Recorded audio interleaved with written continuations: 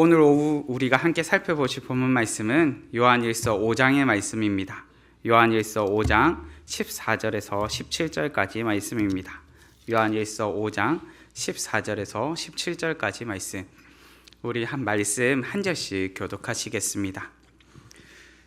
그를 향하여 우리가 가진 바 담대함이 이것이니 그의 뜻대로 무엇을 구하면 들으심이라. 우리가 무엇이든지 구하는 바를 들으시는 줄을 안즉 우리가 그에게 구한 것을 얻은 줄을 또한 아느니라. 누구든지 형제가 사망에 이르지 아니하는 죄 범하는 것을 보거든 구하라. 그리하면 사망에 이르지 아니하는 범죄자들을 위하여 그에게 생명을 주시리라. 사망에 이르는 죄가 있으니 이에 관하여 나는 구하라 하지 않노라. 모든 불의가 죄로 돼 사망에 이르지 아니하는 죄도 있도다. 아멘. 오늘 본문을 통해서 기도를 포기한 당신에게라는 제목으로 말씀을 나누고자 합니다.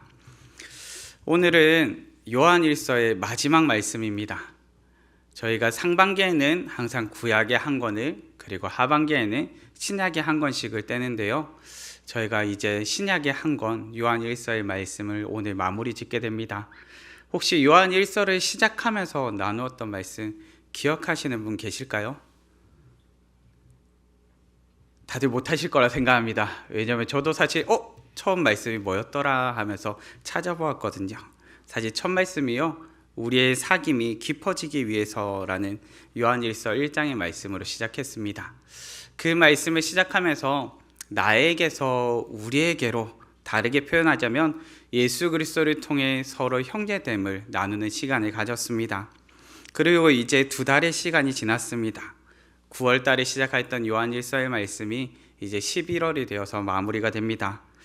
마지막으로 나누게 될 본문의 주제는 기도입니다.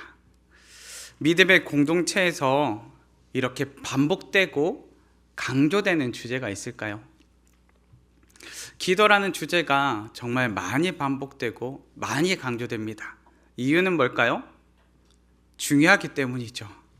중요하니까 강조하고 중요하기 때문에 반복합니다. 실상 기도는 우리 삶에 있어서 매우 중요합니다. 그런데 기도에 대해서 우리가 그 중요함을 잠시 잃어버릴 때가 참 많습니다. 우리의 삶에 영향을 미치기 때문에 너무 중요한 이 기도를 우리가 놓쳐버릴 때가 참 많더라는 것입니다. 우리는 많이 놓치고 삽니다. 너무 바빠서 놓치고, 또한 너무 시간이 없다고 말하면서 놓치고, 여러 이유들로 기도를 놓치며 삽니다.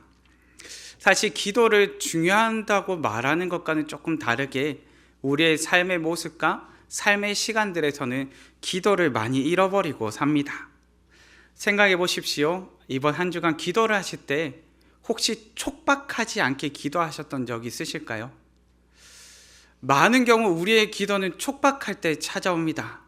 물론 우리가 마음 가운데서 벼락치기 하듯이 몰려오는 집중력이 있습니다. 촉박한 상황 가운데서 더 없는 집중력으로 기도하는 순간도 물론 있습니다. 그런데 생각해보면 기도를 너무 중요하다고 말하지만 어쩔 수 없다라고 생각하면서 다급하게 기도를 마치 쳐내듯이, 마치 안전장치를 준비하듯이 할 때가 참 많더라는 거죠. 이처럼 중요한 기도, 그렇다면 생각해 보기를 원합니다. 우리는 왜 기도를 놓치면서 포기하면서 살까요? 기도를 기대하지 않기 때문입니다. 기도는 하지만 응답을 기대하지 않고요. 기도는 하지만 변화를 기대하지 않습니다. 기도는 하지만 그것이 나의 인생 가운데 유일한 해답이 될 것이라고 생각하지 않습니다. 그렇게 우리는 기도를 중요하다고 말하지만 정작 기도를 기대하지 않기 때문에 기도하지 않습니다. 그런데 오늘 말씀 가운데 분명히 가르쳐 주는 것이 있는데요. 그것이 무엇인가 하니까 기도는 우리에게 필요하다라고 가르쳐 줍니다.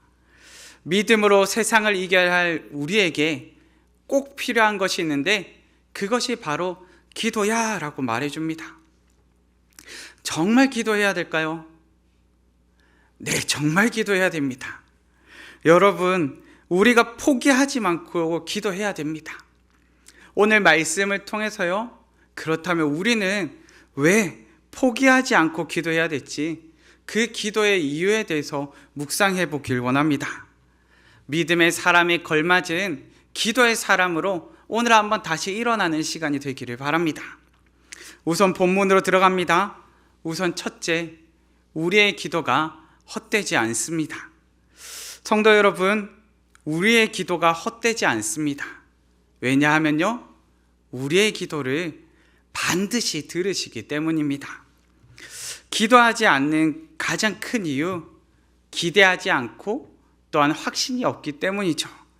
그것을 다르게 표현한다면 하나님께서 들으신다는 확신이 없기 때문에 기도하지 않는 것입니다. 그런데 본문은 분명히 가르쳐 주는데요, 무엇이라 가르쳐 주는 거 아니? 하나님께서 반드시 들으신다고 가르쳐 줍니다. 본문 15절 말씀입니다. 우리가 무엇이든지 구하는 바를 들으시는 줄을 안즉 우리가 그에게 구한 그것을 얻은 줄을 또한 아느니라. 아멘. 요한이 분명하게 가르쳐 주는 것, 그것은 하나님께서 반드시 들으신다는 것입니다. 혹시 여기에 등산 좋아하시는 분 계실까요? 저는 어릴 때는 산을 타는 걸 참 좋아했습니다. 마치 날다람쥐 같이요, 산을 잘 타고 돌아다녔습니다. 근데 산을 좋아했던 이유는요, 사실 산이 아름다워서 경치가 좋아서 이런 이유는 아니었습니다. 산에 올라서 소리 지르는 게 재밌었습니다. 왜냐하면 산에 올라서 소리를 지를 때 어떤 느낌입니까? 야야야야야야 호호호호, 그런 걸 안 즐겨보셨나요? 예. 저는 너무 재밌더라고요. 제가 야야야야 하는데 저 맞은편에서 들려올 때가 있습니다. 그래서 들려올 때가 있죠. 저는 사실 산에 울려서 들리는 소리도 재밌었고요. 그리고 마치 누군가가 듣고 같이 소리 쳐줄 때 더 재밌었습니다. 그런데 생각해 보십시오. 자기 목소리가 반사되는 것을 들으면서도 신기하고 누군가 알지 못하는 사람이 함께 소리쳐주는 것을 들으면서도 신기하는데, 하물며 우리가 이 땅에서 드리는 기도가 하늘에 계신 하나님께 올려져서 하나님께서 들으신다는 사실을 확인할 때 얼마나 신기할까요? 얼마나 놀라운 경험이 될까요? 성도 여러분, 기도는 이런 놀라운 경험을 해주는 통로입니다. 무슨 말인가 하니까요, 기도하지 않을 때는 결코 알 수 없는 것이 있는데요, 기도하지 않을 때는 하나님께서 들으신다는 것을 결코 알 수 없습니다. 그런데 기도할 때 깨달아지는 것이 무엇인가 하니까, 우리가 기도할 때 하나님께서 들으시는구나, 하나님께서 나의 목소리 가운데 들으셨구나 하는 걸 알게 됩니다. 때로 인생을 살다 보면 이런 경험들 한 번씩 있으시지요. 마치 지나가듯이 한 번씩 이거 참 이쁘네, 이거 참 맛있네, 이거 너무 마음에 드네 하고 지나가듯이 툭 한마디를 내어뱉고 지나갈 때가 있죠. 그런데 나를 아끼고 나를 사랑하고 나에게 관심 있는 한 사람이 그 툭 던진 한마디를 기억했다가 툭 선물을 던져줄 때 기분이 어떠신가요? 사실 기분이 너무 좋죠. 혹시 여기서 무서우신 분이 계신가요? 어떻게 들었지? 이러신 분 계신가요? 저는 사실 아내와 결혼을 하고 살면서 아내에게 참 무심한 남편이기도 한데요, 근데 저희 아내는 제가 한마디를 하면 너무 잘 기억을 합니다. 그래서 너무 고맙더라고요. 그래서 저도 기억하려고 정말 노력을 많이 합니다. 그런데 아직 아내가 한 5번 정도 이야기하기 전까지 눈치가 조금 없어서요, 한 5번쯤 이야기하면 이제 조금 들리긴 합니다. 그런데 지나듯이 내가 툭 한마디 던져놓고 시간이 지나면서 나조차 그 말한 것을 잊어버렸을 때, 그것이 나에게 응답되는 놀라운 일을 기도할 때 하나님께서 경험하게 해주십니다. 나조차 내가 기도하다가 말했던 툭 한마디를 잃어버렸는데 나중에 시간이 지나고 난 다음에 하나님께서 그 한마디를 기억하셨다가 내가 너에게 응답했다는 것을 깨닫게 해주실 때가 있습니다. 올해 청년부는요, 말랑으로 단봉을 다녀왔습니다. 전체 포함해서 23명의 친구가 즐겁게 다녀왔죠. 매년 지금 말랑으로 가는데요, 그곳의 선교사님 중에 김재룡 선교사님이라는 분이 계십니다. 사실 매년 갈 때마다 저는 그 간증을 듣습니다. 몇 번 정도 들었을까요? 제가 느끼기에 좋게 4번 이상은 들은 것 같습니다. 그럼에도 불구하고 갈 때마다 재미있습니다. 왜요? 되게 기대하게 됩니다. 그런데 그분이 본인이 선교 나간 이야기를 하시면서 간증을 하실 때가 있습니다. 어떤 간증을 하시는 거 아니까 어린 시절 자신이 했던 기도에 대해서 그 기도가 기억이 나서 선교를 나가게 된 이야기를 해주십니다. 혹시 여러분들 어린 시절, 순수했던 시절 수련회 가셔서요, 세계 열방을 향해 선교 갈 사람, 복음의 사명으로 그리스도의 심장 가지고 열방을 향해 달려나갈 사람 해서 손 드셨던 분 계실까요? 혹시 움찔하고 일어나셨던 분 계실까요? 주님 내가 가겠습니다 하고 작정하셨던 분 계실까요? 그런데 김재룡 선교사님이 이야기하시면서 무엇을 이야기하는 거 아니까 바로 그 순간에 그 기도 제목이 그것 때문에 선교를 나가게 된 이야기를 해주십니다. 그때 그 순수했던 시절의 기도, 그 기도에 응답하시는 하나님을 경험하며 간증해 주십니다. 성도 여러분, 기도가 그렇습니다. 기도가요, 산에 울리는 메아리처럼 퍼져나가는 소리로 끝나는 것이 아니고요, 땅에서 올려드리는 우리의 기도가 하늘에 계신 하나님께서 들으시고 응답하시는 놀라운 역사를 경험하는 통로가 됩니다. 그렇게 여러분 기도하시기 바랍니다. 나조차 나의 기도 제목을 잃어버렸을 때 하나님께서는 들으시고 응답하시는 놀라운 역사를 깨닫게 해주실 것입니다. 부흥운동가 중에 찰스 핀이라는 분이 계신데요, 이분이 이렇게 고백합니다. 기도하기만 하면 반드시 들어주시는 이유가 궁금한가? 이유는 분명하다. 주님은 변함이 없으신 분이기 때문이다. 성도 여러분, 주님은 변함없으신 분이십니다. 오늘도 내일도 여전히 우리의 기도를 들으시고 응답해 주시는 분이십니다. 하나님께서 우리의 기도를 들으시기에 우리의 기도가 헛되지 않습니다. 이것을 기억하고 꼭 기도하는 우리 되길 바랍니다. 이어서 우리가 기도해야 하는 이유가 무엇일까요? 두 번째로 살피게 되는데요, 기도를 통해 하나님의 뜻을 발견합니다. 기도는 우리의 마음과 생각과 소원을 고백하는 시간이기도 합니다. 그런데 반대로 하나님의 마음과 뜻과 하나님의 의지를 깨닫는 시간이기도 합니다. 그렇게 기도할 때 가장 먼저는 우리 안의 변화를 경험하게 되지요. 우리의 뜻을 하나님의 뜻으로, 우리의 삶의 방향을 하나님께서 인도하시는 삶의 방향으로 조정하면서 우리 가운데 놀라운 경험을 하게 됩니다.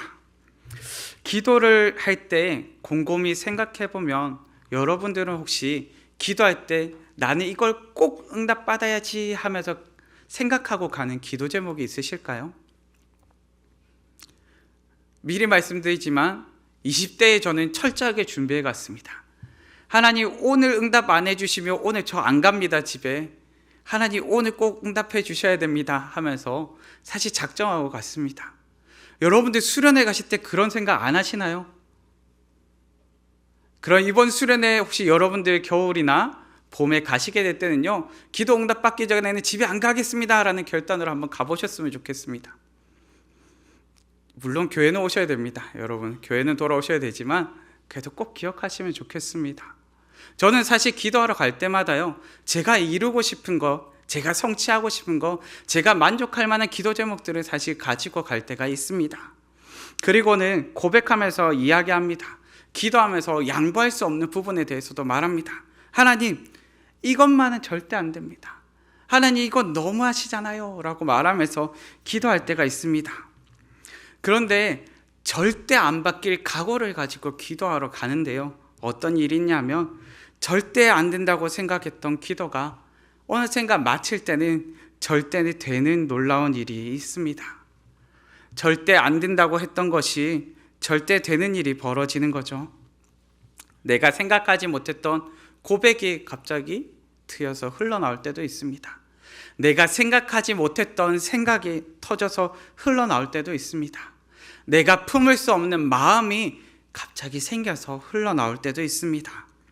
내 힘으로는 도무지 할 수 없는 용서가, 내 힘으로는 도무지 할 수 없는 결단이, 내 힘으로는 도무지 할 수 없는 결정들이 나의 입술 가운데, 나의 마음 가운데 터져 나올 때가 있습니다. 그리고 도무지 나로서는 누릴 수 없는 평안이 찾아오는 순간을 경험하게 됩니다. 본문에 이렇게 기록합니다. 14절 말씀입니다. 그를 향하여 우리가 가진 바 담대함이 이것이니 그의 뜻대로 무엇을 구하면 들으심이라. 아멘. 하나님께서는 우리의 기도를 들으시는 분이십니다. 들으시고 응답하시는 분이시죠. 본문은 여기에 그의 뜻대로 무엇을 구하면 이라는 전제 조건을 하나 답니다. 아버지의 뜻대로 구할 때 아버지께서 들으시고 응답하신다 말해줍니다. 그런데 때로 생각하면서 우린 기도할 때 이런 생각을 해보죠. 어차피 하나님 뜻대로 할 건데 우리가 기도할 필요가 있나? 하나님 뜻대로 알아서 하시겠지. 우리가 기도할 필요가 뭐 있어? 혹시 이런 생각 해보셨을까요? 그럴 때가 있지 않나요? 하나님 뜻대로 하실 건데 하나님 뜻대로 되는 게 사실 그 결정을 받기가 싫어서 때로는 가기 싫을 때도 있지 않나요? 죄송합니다. 목사가 기도하러 가기 싫을 때가 있지 않나요? 라고 질문을 해서 여러분들 많은 근심 어린 표정을 제가 보는데요. 그런데 여러분, 우린 때로 그렇게 생각할 때가 있습니다. 하나님 뜻대로 이루실 텐데. 그런데 여러분, 시작과 끝을 알고 계시는 하나님께서 왜 오늘을 살아가는 우리에게 기도하라고 하실까요? 우리는 여기서 예수님을 생각해야 됩니다. 예수님의 기도하시는 장면들을 목격해야 되고 예수님의 기도의 제목들을 발견해야 됩니다. 성도 여러분, 본문 말씀 가운데, 사복음서의 말씀 가운데 예수님께서는 끊임없이 기도하십니다. 중요한 사건이 있을 때, 무슨 일을 행하거나 결정을 하실 때 기도하십니다. 그 기도하는 제목들 가운데 예수님께서 십자가의 고난을 앞두시고 기도하시며 제자들에게 이렇게 말씀하시죠. 시험에 들지 않게 깨어 기도하라. 그리고 바울은 옥중에서 빌립보 교회를 향해 편지를 쓰면서 이와 같이 권면합니다. 아무것도 염려하지 말고 다만 모든 일에 기도와 간구로 너희 구할 것을 감사함으로 하나님께 아뢰라. 그리하면 모든 지각에 뛰어난 하나님의 평강이 그리스도 예수 안에서 너희 마음과 생각을 지키시리라. 아멘. 성도 여러분, 모든 것 아시는 주님께 기도해야 할 이유가 바로 여기에 있습니다. 무엇 때문에 기도하라고 말합니까? 우리의 마음과 생각을 지켜주시기 때문에요. 시험에 들지 않도록 우리의 마음과 생각을 지켜주시기 때문에 기도하라 말합니다.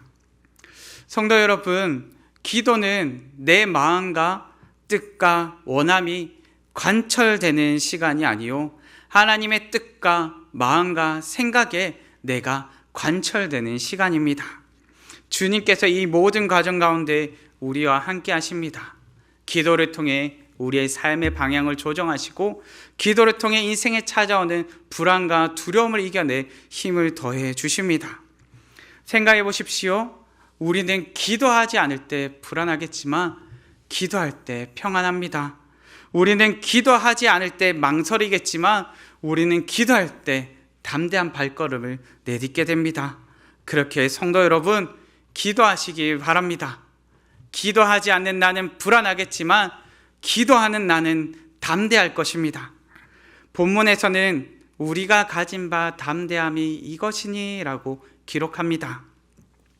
마치 어린 자녀가 부모에게 당당히 나아가서요, 마치 자신의 원함을 내어놓으라 말하듯 담대히 나아가 그 자리 가운데서 부모님의 뜻을 깨닫고 돌아오는 것 같습니다. 성도 여러분, 우리가 그러하길 바랍니다. 기도하면 나의 뜻이 꺾일 수도 있고 기도하면 나의 생각이 바뀔 수도 있습니다. 나의 뜻과 나의 원함과 나의 생각이 바뀐다 할지라도 그 가운데 하나님의 뜻과 하나님의 마음과 하나님의 생각이 성취됨을 경험하며 그 기쁨을 맛보시는 우리 성도님들 되시기를 바랍니다. 우리는 계속해서 기도에 대한 지혜를 살피고 있습니다.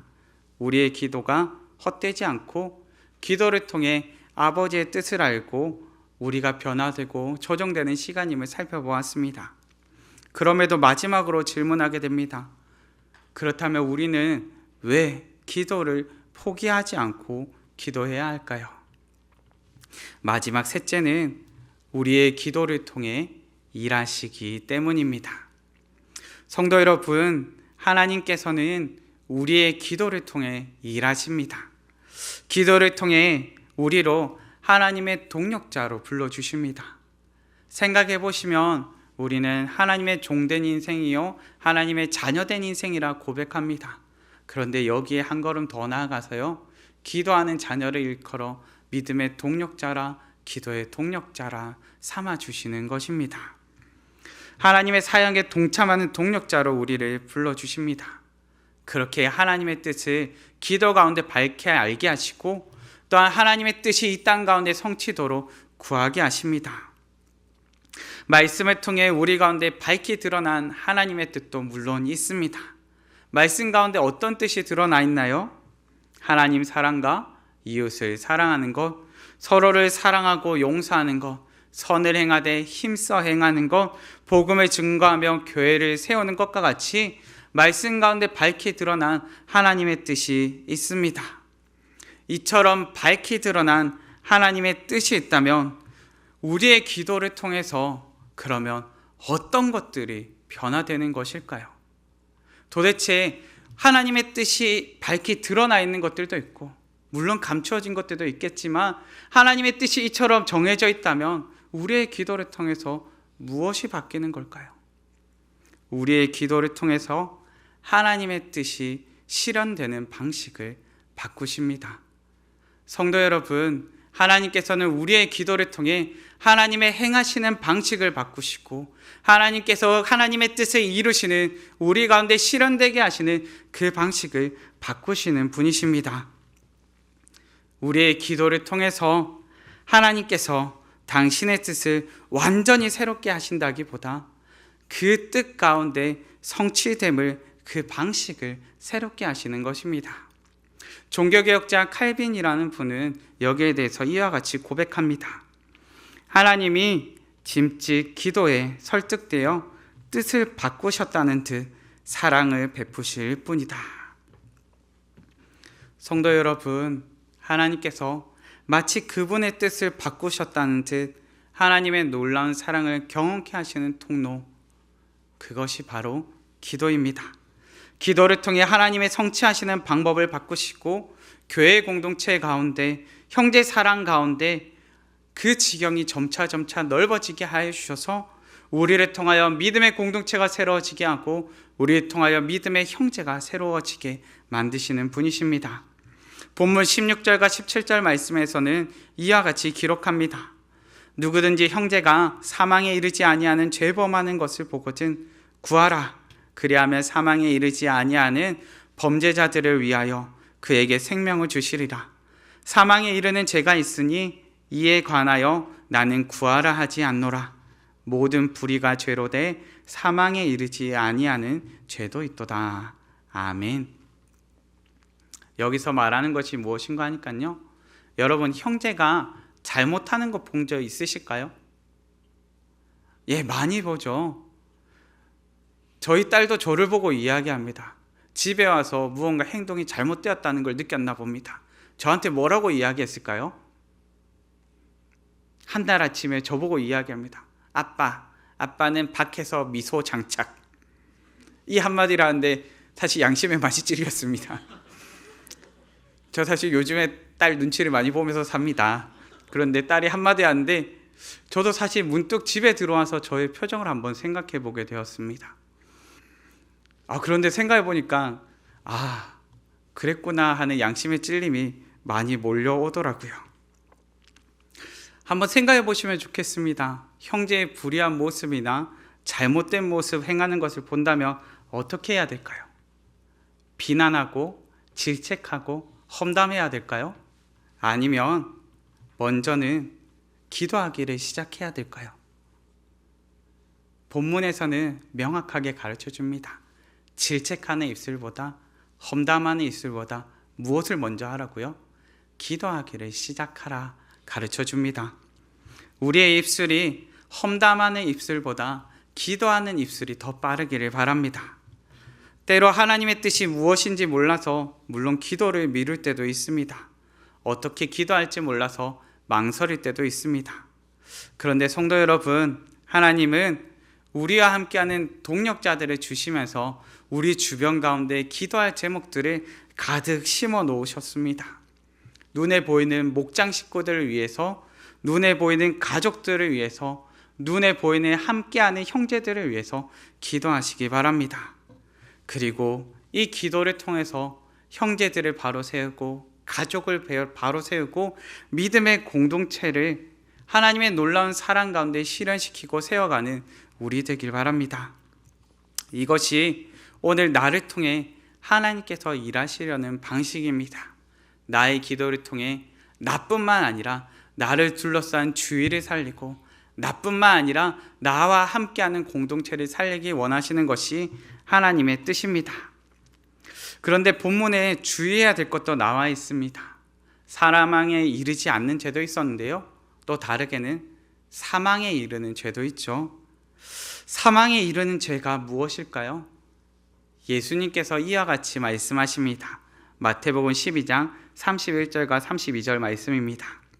그러므로 내가 너희에게 이르노니 사람에 대한 모든 죄와 모독은 사하심을 얻되 성령을 모독하는 것은 사하심을 얻지 못하겠고, 또 누구든지 말로 인자를 거역하면 사하심을 얻되 누구든지 말로 성령을 거역하면 이 세상과 오는 세상에서도 사하심을 얻지 못하리라. 아멘.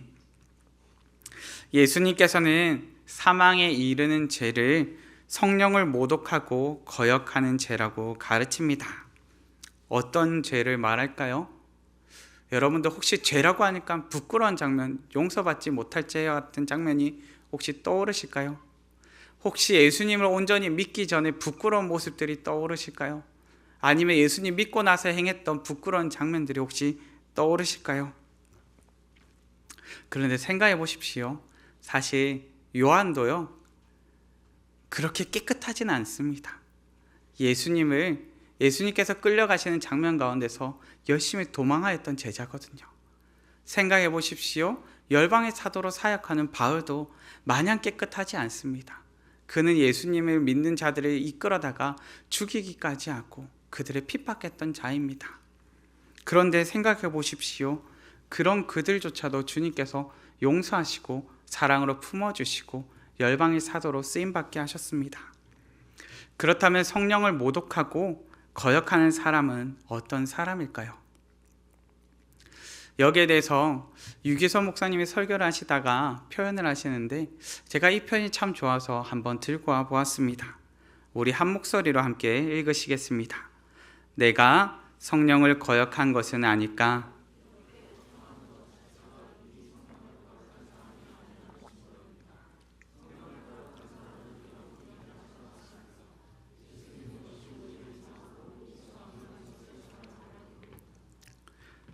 네, 예수 안 믿는 것을 자랑으로 여깁니다. 무슨 말인가 하니까요, 곧 복음을 들었어도 복음을 저버린 사람들, 교회 공동체 안에 들어왔었다 할지라도 믿음을 버리고 예수님을 저버린 사람에 대해서 이야기합니다. 하나님께서 사랑과 긍휼을 풍성하게 베푸실지라도 문제는 무엇일까요? 믿지 않는 자들을 구원하실 수는 없습니다. 아무리 기도할지라도 예수님을 버리고 떠나버린 자들을 구원하실 수는 없는 것입니다. 예수님을 믿어야 구원받을 수 있는데 믿음 없는 자들을 어떻게 구원하실 수 있겠습니까? 다만 우리의 기도는 아무리 불의한 일들을 저질렀다 할지라도 불의한 가운데서 믿음의 사람이 끊어지지 않기를 구해야 합니다. 누구를 구원하실지 그 뜻이 우리에게는 밝히 드러나 있지 않기 때문입니다. 우리의 기도를 통해 일하시는 하나님, 그 하나님께 쉬지 않고 기도하고 쉬지 않고 하나님께 간구하는 자녀 되기를 바랍니다. 말씀을 정리하겠습니다. 우리에게는 기도가 꼭 있어야 할까요? 네, 기도를 쉬지 않는 우리 되길 바랍니다. 하나님께서 반드시 들으심을 깨닫고 하나님의 뜻을 깨달아 어떠한 상황이든 하나님께 기도하는 우리 되길 바랍니다. 때로는 기도의 제목을 찾지 못해서 탄식하며 나올 때도 있습니다. 그런데 그 탄식 소리라 할지라도 하나님께 올려드리시기를 바랍니다. 그 탄식 소리를 들으시고 응답하시는 하나님을 경험케 하실 것입니다. 우리의 기도를 통해 형제를 살리고 공동체를 살리고 그리고 하나님의 동력자로 오늘을 사는 우리 되길 간절히 바랍니다. 이 시간 함께 찬양하시면서 고백하셨으면 하는데요. 주님의 마음이 있는 곳이라는 찬양입니다. 우리의 입술에 고백을 담아서 함께 찬양하길 원합니다.